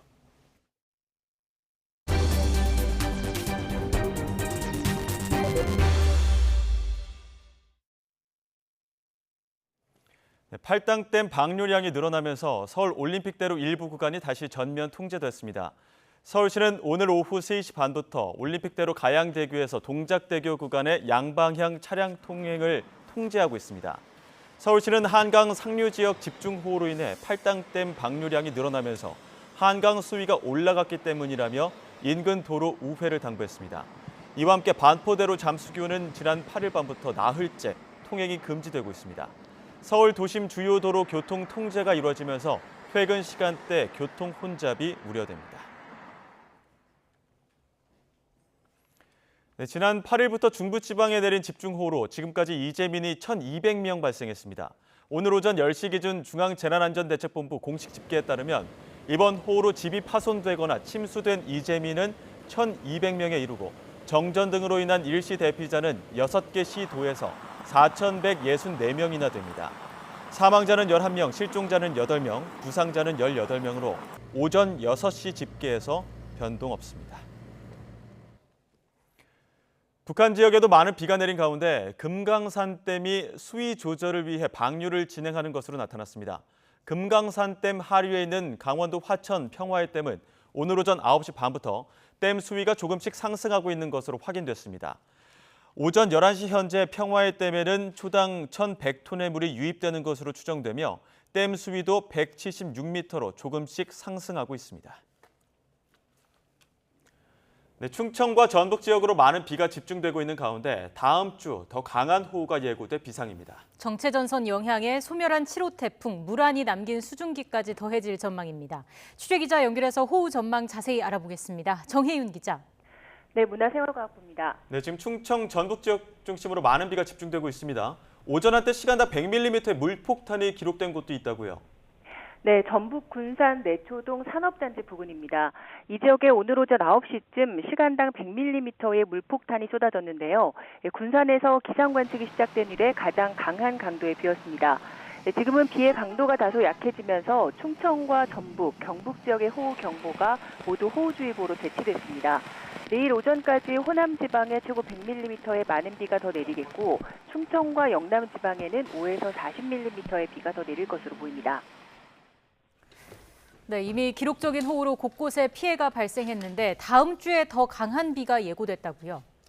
네, 그렇습니다. 기상청이 오늘 오전 정례 브리핑을 통해 다음 주 강한 호우를 예고했습니다. 시점은 광복절 휴일인 월요일과 화요일 사이가 될 것으로 보입니다. 현재 충청과 전북 지역에 강한 비를 내리고 있는 정체전선은 내일 오후부터 점차 약화해 소멸할 것으로 보입니다. 따라서 주말과 휴일에는 비가 소강 상태를 보일 전망입니다. 하지만 광복절 휴일에 북한 부근에서 다시 정체전선이 만들어지겠고 여기에 7호 태풍 무란이 남긴 수증기가 더해지면서 비구름이 강하게 발달하겠습니다. 이 폭우구름을 동반한 정체전선은 월요일 밤 수도권과 영서지방부터 영향을 주겠고 화요일 오전에는 충청지방에도 집중호우를 쏟아부을 것으로 보입니다. 기상청은 다음 주에는 이번 주보다 폭우 지속 시간은 짧지만 시간당 100mm가 넘는 물폭탄이 쏟아질 수 있어서 추가 피해가 우려된다고 밝혔습니다. 특히 정체전선으로 인한 비가 다음 주 후반까지 길게 이어질 전망이어서 산사태와 침수 피해에 대한 철저한 대비가 필요합니다. 지금까지 문화생활과학부에서 YTN 정혜윤입니다.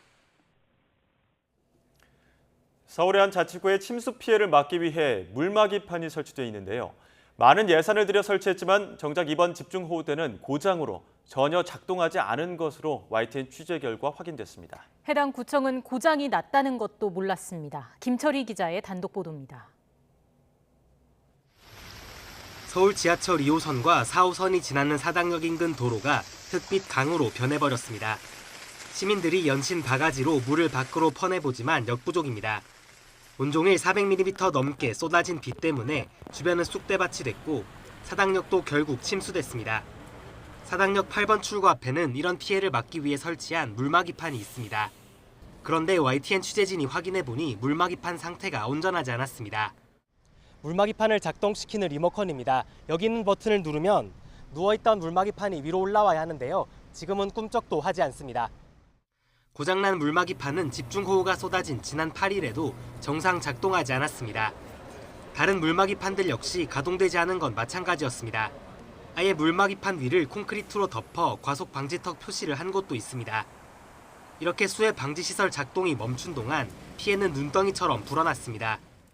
여기 지하에 있는 상점들이나 그리고 안쪽에 지하에 살고 계신 주택가에 물을 막아줄 수 있는 기능을 하는 부분인데 이걸 못했어요. 작동을 구청에서 안 시켰기 때문에 비 피해는 훨씬 더 컸습니다. 네. 동작구가 지난 2013년 수해 방지시설 구축을 위해 투입한 돈은 1억 6,900만 원에 달합니다. 많은 돈을 들여 수해 방지시설을 설치하고도 고장이 난 사실조차 몰랐습니다. 이에 대해 동작구청은 지난 4월 실시한 점검에서 물막이판이 모두 정상 판정을 받았고 지난 8일 갑자기 작동을 멈췄다고 해명했습니다. 하지만 고장의 원인이 무엇인지는 파악하지 못하고 있습니다. 원인은 저희도 지금 파악 중인데 내부 유압 기계 장치에 뻘이라던가 이런 게 들어가면 일시적으로 작동이 안 될 수도 있거든요. 수도권에 또다시 집중호우가 예보된 상태지만 고장난 물막이판이 이전에 정상 가동될 가능성은 작습니다. YTN 김철입니다. 며칠째 수도권과 강원, 충청 지역까지 집중호우가 이어지고 있습니다. 갑작스러운 폭우에 어떻게 대처해야 할지 막막해하는 경우도 많은데요. 시민들이 자발적으로 힘을 모아 물을 퍼내고 인명구조에 나서는 모습도 볼 수 있었습니다. 이윤재 기자가 보도합니다.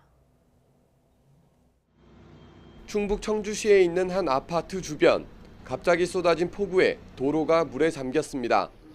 지하 주차장 입구는 모래주머니에 트럭까지 동원해 막았습니다. 주차장 밖에선 우산도 제대로 쓰지 못한 주민들이 분주하게 움직입니다. 손에는 너나 할 것 없이 양동이나 세숫대야가 쥐어 있습니다. 아파트 주차장으로 물이 들어차기 시작하자 주민들이 스스로 나와 물을 퍼내는 겁니다. 재작년인가 지하실 물이 엄청나게 들어가고 피해가 엄청 났었는데 요번에 또 그런 사태가 발생된 건데 그걸 요번에는 양동이 이런 거 갖고 오셔갖고 막 계속 바깥으로 퍼냈던 거죠. 위에서 바라보니 물 퍼내기에 동참한 주민은 어림잡아 40-50명. 누가 시킨 일도 아니지만 행여나 생길지 모를 또 다른 사고를 막으려는 마음이 모인 겁니다. 훈훈하고 세상 참 이렇게 서로 도우면서 이렇게 이 시련을 이렇게 헤쳐나가는 게 저는 참 보기 좋았고요. 그런 모습 보면서 좀 따뜻한 마음을 좀 가졌습니다. 전국을 덮친 기록적인 폭우에 인명피해와 시설물 피해가 크게 늘고 있는 상황. 하지만 피해를 막으려는 따뜻한 손길이 모여 위기를 이겨내고 있습니다. YTN 이윤재입니다. 검찰의 직접 수사권을 대폭 제한하는 이른바 검수완박 시행을 한 달 앞둔 시점에 법무부가 시행령 개정을 통해 검찰의 수사권을 일부 복원하기로 했습니다. 선거와 공직자, 방위사업 범죄 일부와 무고, 위증 등에 대한 검찰의 직접 수사를 가능하게 하고 범죄 금액을 기준으로 직접 수사 가능 여부를 가르던 규정은 아예 없애기로 했습니다. 취재기자 연결해서 자세히 알아보겠습니다. 우철희 기자. 네, 법무부입니다. 네, 법무부가 복원하기로 한 검찰의 직접 수사 권한, 정확히 어떤 겁니까? 네, 오는 9월 10일 검수완박이 시행되면 검찰의 직접 수사는 기존 6대 범죄에서 부패와 경제범죄 이렇게 2대 범죄로만 제한이 됩니다. 직접 수사 권한이 없어지는 범죄 가운데 선거와 공직자, 방위사업 범죄 일부 등에 대한 권한을 시행령 개정을 통해 주기로 한 겁니다. 한동훈 법무부 장관은 오늘 직접 기자회견을 열고 관련 내용을 담은 시행령인 검사의 수사 개시 범죄 범위에 관한 규정 개정안과 시행규칙 폐지안을 발표했습니다. 먼저 기존 선거범죄 가운데 공직선거법상 유권자나 후보자 등 매수죄 그리고 정치자금법상 금지된 기부행위 등을 부패범죄에 넣어서 직접 수사가 가능토록 했습니다. 또 기존 공직자 범죄 가운데 직권남용과 직무유기, 공무상 비밀 누설 등도 수사가 가능한 부패범죄로 재분류하기로 했습니다. 한동훈 장관은 기존에 있던 부패방지 권익위법이나 부패재산 몰수법 등에 규정된 부패범죄에 해당하는 범죄들이라고 강조했습니다. 또 기존 방위사업 범죄 중 방위사업 기술보호법상 기술유출과 침해죄 그리고 마약 유통범죄, 보이스피싱, 기업형 조직폭력 등은 경제범죄에 넣어서 직접 수사가 가능해집니다. 네, 직접 수사가 가능한 부패 경제범죄 말고 다른 범죄에 대한 수사 권한이 복원된 것도 있습니까? 네, 법무부는 사법질서 저해 범죄를 검찰의 직접 수사가 가능한 범죄로 추가했습니다. 대표적으로 허위 고소 등의 무고죄와 법원에서 허위 증언을 하는 위증죄, 또 범인 은닉과 증거 인멸 등이 포함됩니다. 한동훈 장관은 특히 무고죄와 관련해서 지금은 경찰이 혐의가 없다고 보고 사건을 불송치 않은 경우 허위 고소 등을 검찰이 수사할 수 없는 한계를 바로잡을 필요가 있다고 설명했습니다. 또 개별 법률에서 이미 국가기관이 검사에게 고발 또는 수사 의뢰를 규정하고 있는 범죄들에 대해서도 검찰의 직접 수사가 가능하게 열어줬습니다. 대표적으로 5.18 민주화운동 진상규명특별법이나 국회에서의 증언감정법 그리고 국가인권위원회법 등의 범죄 혐의점이 있으면 검찰 고발을 규정하고 있습니다. 이와 함께 기존 뇌물죄의 경우 4급 이상 공무원만 그리고 4급 이하 공무원의 경우 수수액 3천만 원 이상에 해당할 때만 검찰의 직접 수사가 가능한데 이렇게 신분이나 금액에 따라 직접 수사 여부를 가르는 시행규칙을 아예 없애기로 했습니다. 그러면서 경찰이 검찰에 송치하는 사건의 보완 수사 기준인 직접 관련성에 대해서도 모호한 규정 때문에 국민 불편과 사건 떠넘기기가 가중된다면서 명확하게 개정하기로 했습니다. 네, 상위법인 법률로 제한해놓은 검찰의 직접 수사를 하위법인 시행령으로 열어준다는 점에서 논란이 계속되고 있지 않습니까? 네, 그렇습니다. 한동훈 장관도 논란을 의식한 듯 상당 시간을 시행령 개정이 불가피하고 적법한 이유를 설명하는 데 할애했습니다. 무엇보다 지난해 1월 시행된 검경수사권 조정으로 인해 검찰의 직접 수사가 가능한 범죄를 과도하게 제한해서 국가의 범죄 대응 역량이 약화됐다고 밝혔습니다.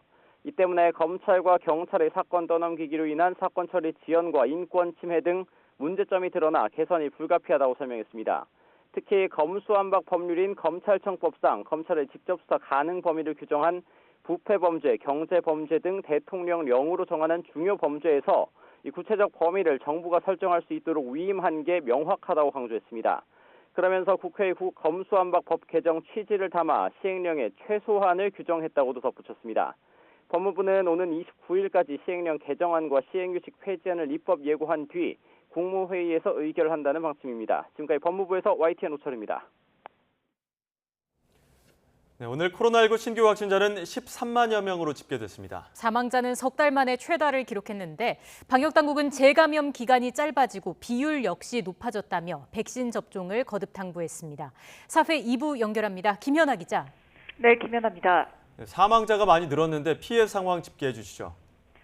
오늘 발표된 코로나 확진자는 13만 7천여 명입니다. 전주 대비 27% 정도 증가했는데 감소세도 정체되는 모습입니다.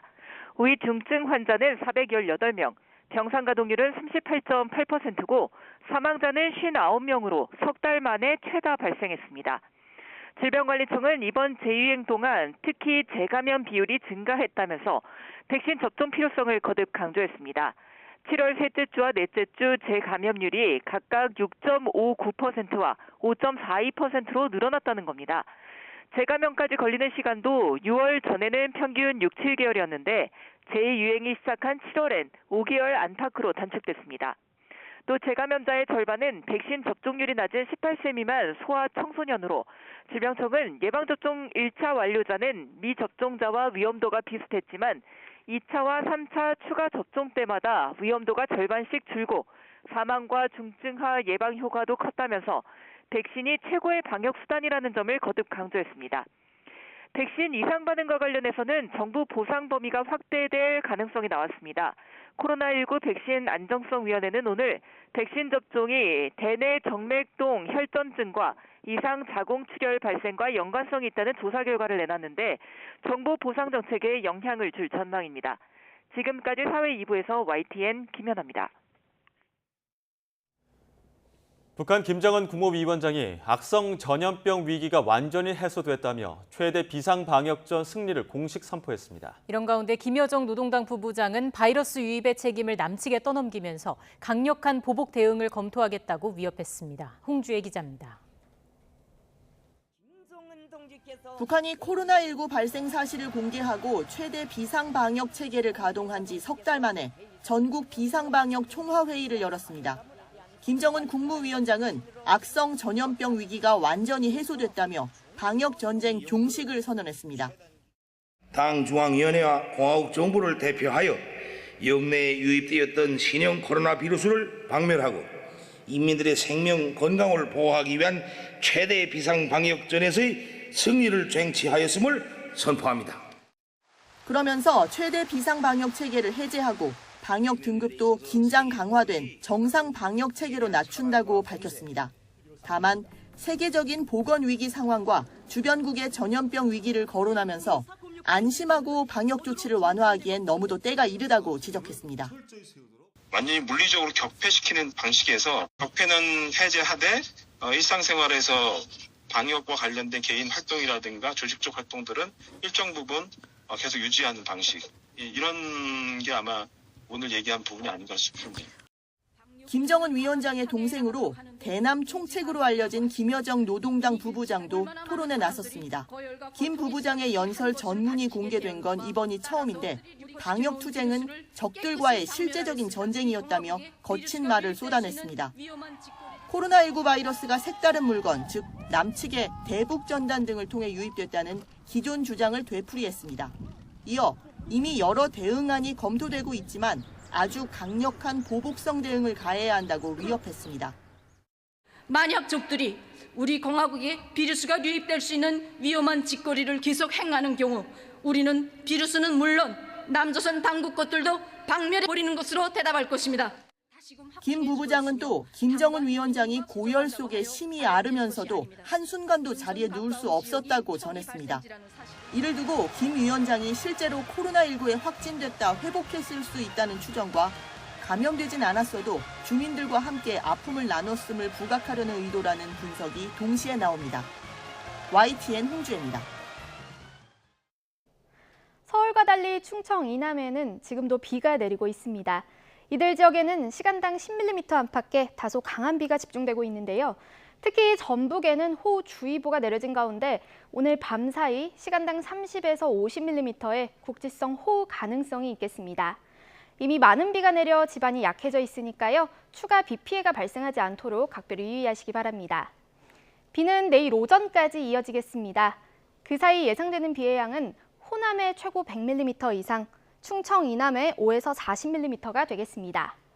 밤사이 남부지방을 중심으로는 열대야가 나타나겠습니다. 서울 23도, 대전 24도, 광주 25도가 예상됩니다. 내일 비가 그친 뒤에는 33도 안팎의 무더위가 찾아오겠습니다. 서울 31도, 대전 31도, 대구 34도가 예상됩니다.